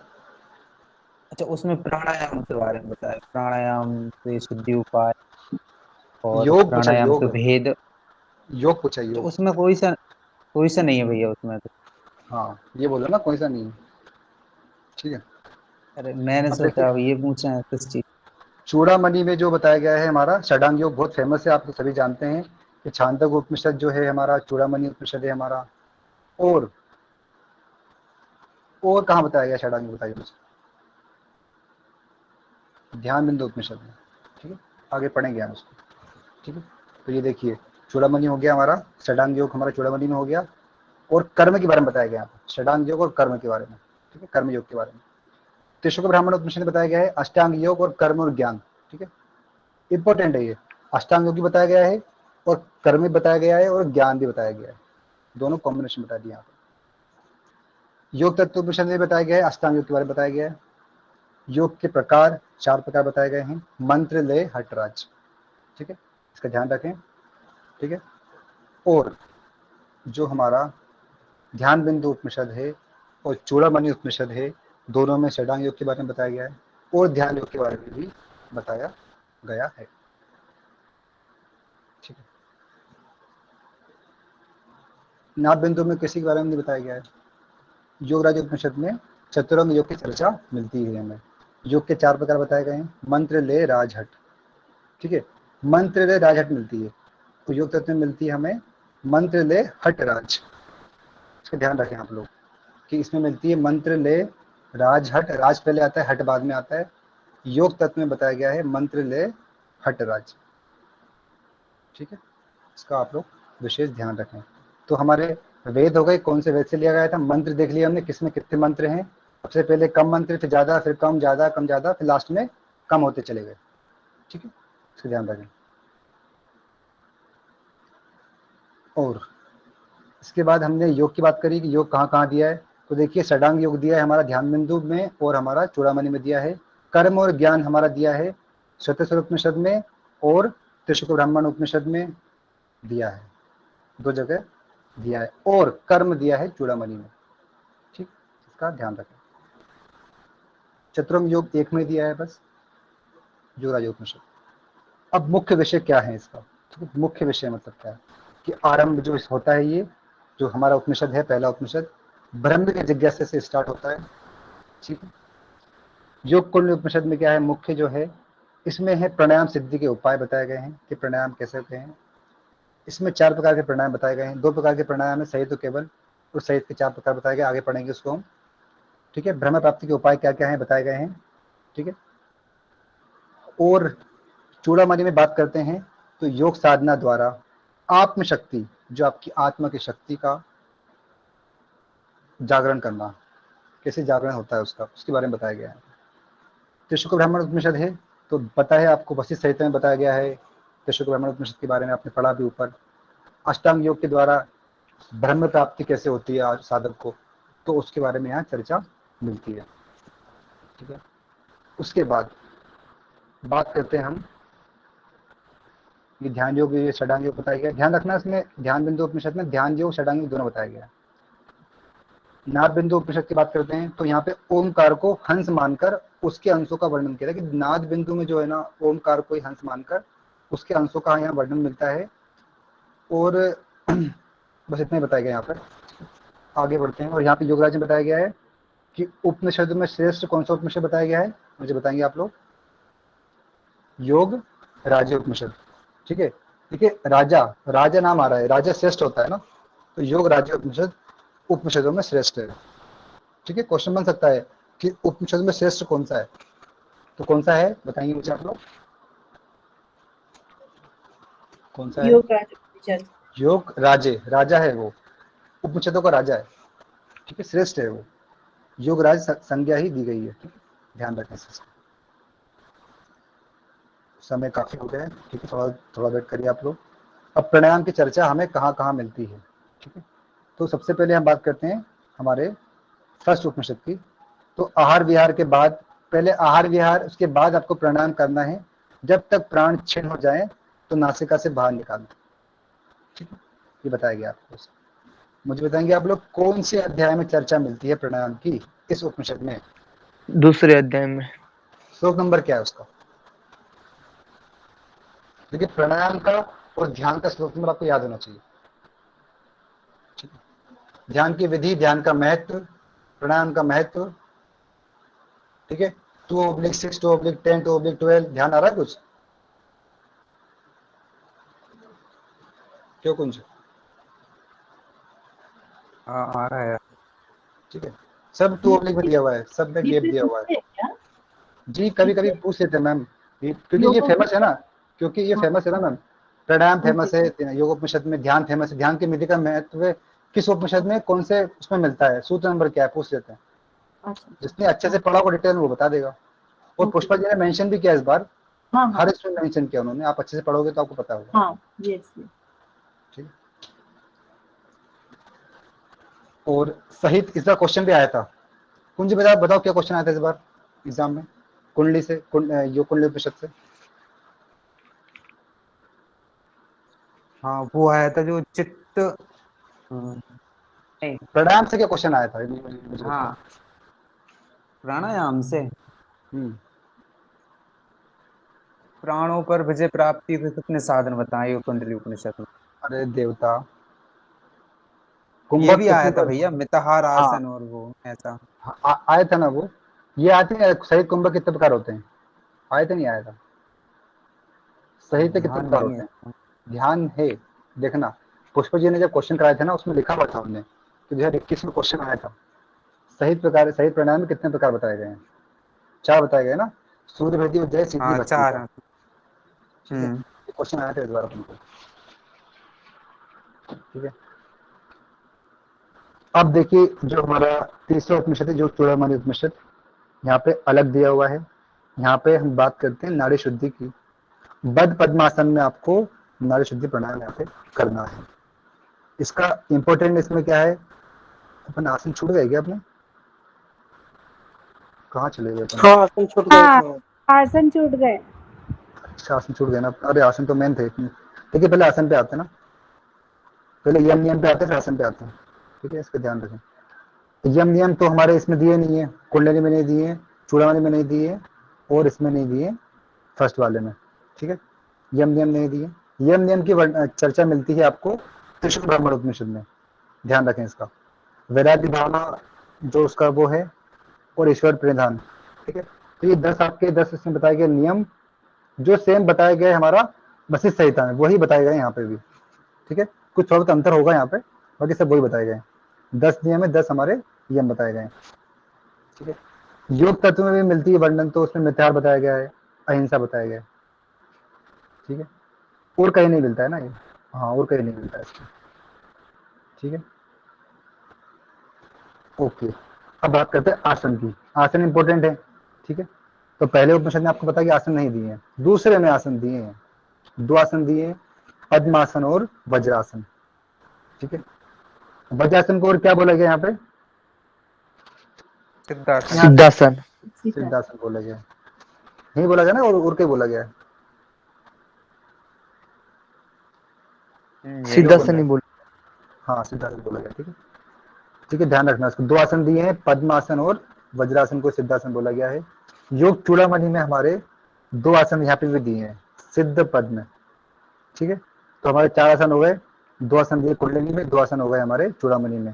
यहाँ पे सिद्ध पद्म दिया है, वहाँ पद्म वज्र दिया है, ठीक है। वहाँ पद्म पहले आ गया और वज्र बाद में आया, यहाँ सिद्ध पहले आ गया, पद्म बाद में आया, ठीक है। इसका ध्यान रखें। त्रिशूल ब्राह्मण ने पता है आपको 17 आसन दिए हैं, तो वहाँ तो जरूरत नहीं है याद करने की, ठीक है। हाँ, अब हमारा जो योग तत्व उपनिषद है, आपको याद करना है कि हट पे देखना 4 आसन दिए प्रमुख, सिद्ध पद्म, सिद्धम पद्म तथा भद्रम, ठीक है। सिद्ध पद्म सिंह भद्र 4 आसन दिए हैं, तो आपको याद होगा ये वाला भी। ठीक है। और हमारा ध्यान बिंदु उपनिषद है, यहाँ कंफ्यूज नहीं होना है योग तत्व में और ध्यान बिंदु में। ठीक है। सीक्वेंस पूछ लेते हैं, वो इससे सीक्वेंस आ जाता है। योग तत्व उपनिषद में जो हमारे आसन है उसका सीक्वेंस क्या है, ध्यान बिंदु उपनिषद में आसन का सीक्वेंस क्या है, क्योंकि यहाँ पे अलग दिया हुआ है सीक्वेंस, इससे क्वेश्चन पूछ लेते हैं। ठीक है। सिद्ध पद्म सिंह भद्र, ठीक है, सिद्धम पद्म सिंह भद्रम। अब बात करते हैं ध्यान बिंदु की, तो यहाँ बोला है सिद्ध भद्र पहले आ गया, सिंह बाद में चला गया, पद्म लास्ट में आ गया। ठीक है। तो यहाँ बोला है सिद्धम भद्रम सिंहम पद्मम। ठीक है। ध्यान रखें इसमें, योग तत्व में जो हमारा भद्र लास्ट में आता है और ध्यान बिंदु में हमारा पद्म लास्ट में आता है, इसका ध्यान रखें। नाद बिंदु में एक आसन दिया है मात्र, बस सिद्धासन। तो आप एक बार रिवाइज कर लें आप लोग कि योग हमारा कुंडलिनी में 2 आसन दिए हैं, सिद्धम और पद्म आसन और वज्रासन दिया है। चूड़ामणि में पद्म आसन और सिद्धासन दिया है। 17 आसन दिए हमारे त्रिशूल ब्राह्मण उपनिषद में, और हमारे 4 आसन दिए हमारे योग तत्व उपनिषद में, सिद्धम पद्मम सिंहम भद्रम, और 4 आसन दिए हमारे ध्यान बिंदु उपनिषद में, सिद्ध भद्र सिंह वज्र, पद्म। ठीक है। पद्म है या वज्र है, पद्म ही है। ठीक है। और एक आसन दिया हमारा नाद बिंदु उपनिषद में। ठीक है। क्वेश्चन बाहर से आगे देखना इस बार भी आप लोग, यहीं से क्वेश्चन बनेगा किसमें कितने आसन दिए, कितने प्राणायाम दिए। ठीक है। अब हम प्राणायाम पे आ जाते हैं। ठीक है। तो हमने कुंडलिनी पढ़ लिया था कि भैया 2 प्राणायाम 2 कुंभक दिए हैं, केवल सहित, सहित के अंदर 4 दिए हैं, सूर्य भेदी उज्जाई शीतली भस्त्रिका। ठीक है। नाड़ी शोधन का वर्णन मिलता है हमारे चूड़ामणि में, तो उसमें इंपॉर्टेंट जो है हमारी इसमें जो इसका रेशो है वो इंपॉर्टेंट है कि मध्यम का रेशो क्या होगा। एक रेशो याद कर लें, बाकी सब याद हो जाएंगे आपको, क्योंकि डबल करना है सबका। 12 का डबल 24 होगा, 24 का डबल 36 होगा। ठीक है। तो पूरक का 12 है, 16 सर 24 का डबल 48 होगा ना। हाँ, यहाँ थोड़ा गलत लग रहा है मुझे भी। 12 बढ़ते जाना चाहिए सर, 12 जोड़ना है, 12 हाँ, जोड़ना 12 है हाँ फिर सॉरी, हाँ 12 जोड़ना है। ठीक है। 24 का डबल नहीं करना है, देखिए 12 का डबल 24 होगा, फिर उसमें 12 ऐड करेंगे 36 होगा। ठीक है। ऐसा नहीं करना कि डबल डबल कर दो, तो वो नहीं है। ठीक है। तो एक याद करना है, आपको पूरा याद हो जाएगा। पसीना आता है, सभी ने पढ़ा है, हर जगह यही दिया हुआ है कि पहले पसीना आता है, कुछ कुछ जगह अलग दिया है बट सब जगह यही दिया है, पसीना आता है पहले अगर आप करेंगे तो, और दूसरे में कंपन उत्पन्न होती है, और तीसरे में शरीर आपका उठ जाता है, ऊर्ध्वगामी हो जाता है। ठीक है। ये हमारा चूड़ामणि में बताया गया है। ठीक है। अब हम बात करते हैं हमारा तीसरा जो चौथा उपनिषद जो है हमारा त्रिशुक ब्राह्मण उपनिषद, जो कि हमारा शुक्ल यजुर्वेद से लिया गया है। तो उसमें नाड़ी शोधन के बारे में बताया गया है। ठीक है। इसमें बताया गया है 16, 64, 32 हमने पहले ही पढ़ा था। ठीक है। 32 सहित में सेम बताया गया है। इसमें क्या करना है आपको, रेचक करना है, पूरक, कुंभक और रेचक। ठीक है। अब मुझे बताएंगे आप लोग सिद्ध सिद्धांत पद्धति में क्या बताया गया है प्राणायाम। 4 प्रकार बताए गए हैं, रेचक, कुंभक, पूरक, कुंभक और संगठन। सीक्वेंस बताओ, सीक्वेंस क्या था उसका। पूरक, कुंभक, रेचक, संगठन। नहीं नहीं नहीं, पहले है। रेचक पहले भैया। अच्छा ओके। रेचक, पूरक, कुंभक और संगठन। रेचक कुंभक आएगा या पूरक आएगा पहले, रेचक पूरक कुंभक आएगा, कुंभक पहले क्या आएगा बताइए। पूरक आएगा, पूरक, रेचक, कुंभक और संगठन। अरे पूरक तो पहले आएगा ही नहीं, आप लोग सब कंफ्यूज हो रहे हैं। रेचक, पूरक, कुंभक, संगठक। हाँ ठीक है, ये आएगा वहाँ पे। तो यही तो ध्यान बोलना रखें। है भैया जब तक। अरे जी काफी लोग अलग बोल रहे थे। तो 16, 64, 32 इसका रेशो है। ठीक है। और इसको वो करना है, पता है आप लोग को, प्रातः करना है, मध्य करना है, शाम को करना है और अर्धरात्रि करना है। ठीक है। और प्राणायाम में नासिका दृष्टि रखनी है आपको, ध्यान रखें इसका। जीवा वायुपान करना है आपको, 3 माह तक आपको मिल जाती है इसमें सिद्धि, जो आप ये करेंगे तो। अब बात करेंगे योग तत्व उपनिषद की, तो इसमें भी नाड़ी शुद्धि करना है। ठीक है। नाड़ी शुद्धि प्लस पद्मासन में बैठ के आपको करना है। यहाँ पे एक्स्ट्रा दिया है कि प्लस आपको पद्मासन में, और यहाँ दिया बद्ध पद्मासन में। बद्ध पद्मासन में कहाँ, बताओ कहाँ दिया हुआ है, बताओ। योग बद कुंडली पद्म योग कुंडली में नहीं, चूड़ामणि में दिया कुंज। चूड़ामणि में आपको बद पद्मासन में बैठ के नाड़ी शोधन करना है, और पद्मासन में बैठ के कहाँ करना है आपको? युक्त तत्व उपनिषद में। ठीक है, ठीक है, या सुनो, या सुनो, ठीक है, यस यस यस यस, बहुत बढ़िया। समतल और मृक्षाल और कुश, इसका आसन बताया गया है कि जब आपकी जो भूमि है वो समतल होनी चाहिए, मृगचर्म होना चाहिए, और कुश गीता में बताया गया है। क्या बताया गया है गीता में? बताइए, स्थान क्या बैठने बताया? नाड़ी शोधन करने के लिए होना चाहिए। वहां पे क्या बताया आसन का स्थान? कहाँ पे? पहले कहाँ पे? कुश, गीता गीता पहले जी में कुश आना पहले सर, कुश फिर फिर मुर्गा मृगचाल चढ़ना आता है, फिर कपड़ा आसन। डालना होता है। लास्ट में वस्त्र आता ना। हाँ सर। जी। ठीक है, समतल, वृक्षाल और वृक्षचर्म, जो वृक्ष का चर्म होता है, चमड़ी होती है, और कुश, ठीक है, कुश होता है, तो वो करना है। बाकी पता ही क्या क्या है इसमें। 1 मास में आपको प्रदक्षिणा, जानो प्रदक्षिणा मतलब चुटकी बजानी है आपको, ठीक है, और 3 मास तक आपको शुद्धि मिल जाती है। ध्यान रखें इसमें। अब बात करते हैं हम ध्यान बिंदु उपनिषद की। तो प्राणायाम के साथ साथ प्रणव का ध्यान पूरक, कुंभक, रेचक, ठीक है, करना है आपको। पूरक में आपको ब्रह्मा का ध्यान करना है, मतलब ध्यान नहीं करना है। पूरक में आपको ब्रह्मा के बारे में पता होना चाहिए कि हाँ, पूरक में ब्रह्मा आता है, रेचक में हमारा विष्णु आता है, और हमारा सॉरी, कुंभक में विष्णु आता है, रेचक में रुद्र आता है। ठीक है, तो यहाँ पे जो है ध्यान बिंदु उपनिषद में, यहाँ पे ध्यान और प्राणायाम में आप लोग कंफ्यूज हो जाते हैं बच्चे अधिकतर, क्योंकि यहाँ पे चेंज दिया हुआ है। जैसे कि यहाँ पे प्राणायाम में पहले पूरक में ब्रह्मा दे दिया ना, ध्यान में आप जाएंगे ना, अपन पढ़ेंगे ध्यान में, तो वहां पे जो है हमारा विष्णु पहले आ जाएगा, पूरक में विष्णु पहले आ जाएगा, कुंभक में ब्रह्मा आ जाएगा, और रेचक में रुद्र ही आएगा। ठीक है, तो वहां पे ध्यान में अलग दिया है, आप पढ़ेंगे आगे इसको। ठीक है, पद्मासन आपको यहाँ पे भी लगाना है। ठीक है, तो पद्मासन 2 जगह हो गया हमारा, योग तत्वोपनिषद और ध्यान बिंदु उपनिषद, और बद पद्मासन हमारा चूड़ामणि में हो गया। ठीक है, इसका ध्यान रखें। और हमें इसमें तो कहीं मिलता नहीं वर्णन, नाम बिंदु में नहीं मिलता इसका वर्णन, प्राणायाम का वर्णन नहीं मिलता है।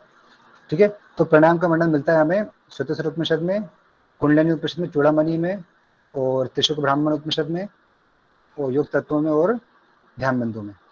ठीक है, अब हम बात करते हैं मुद्रा की। ठीक है, मुद्रा भी इंपॉर्टेंट है, क्वेश्चन मुद्रा से भी आता है। ठीक है, पहले में तो मुद्रा नहीं दी गई है, दूसरी मुद्रा दी गई है, शक्तिशालिनी मुद्रा। ठीक है, एक ही मुद्रा दी गई है, शक्तिशालिनी मुद्रा, कुंडलिनी उपनिषद में।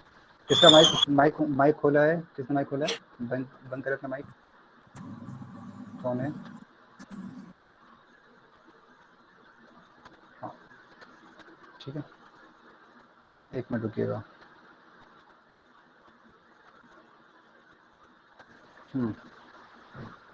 टाइम काफी हो गया, मुद्रा भी पढ़ेंगे, उसके बाद हम कल पढ़ेंगे, बाद में पढ़ेंगे कल भी। ठीक है, तो शक्तिशाली मुद्रा बताई गई है योग कुंडली उपनिषद में। और जो हमारा चूड़ामणि उपनिषद है, जो कि सामने से लिया गया है, इसमें हमारी 5, तो हमारी महामुद्रा, नभो मुद्रा, ठीक है, और खेचरी, वज्रोली, षडमुखी मुद्रा बताई गई है। बाकी 3 हमारे बंद बताए गए हैं।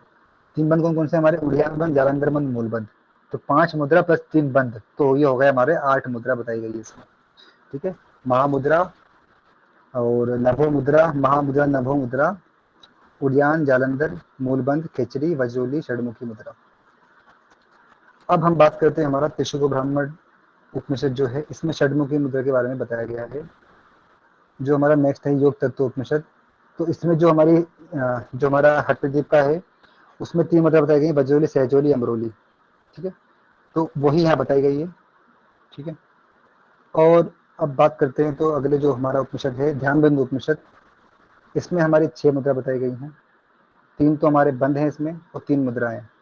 तो मूलबंध, उड़ियान, जालंधर बंद है, और 3 मुद्रा बताई गई हैं, खेचरी, महामुद्रा और योनि मुद्रा।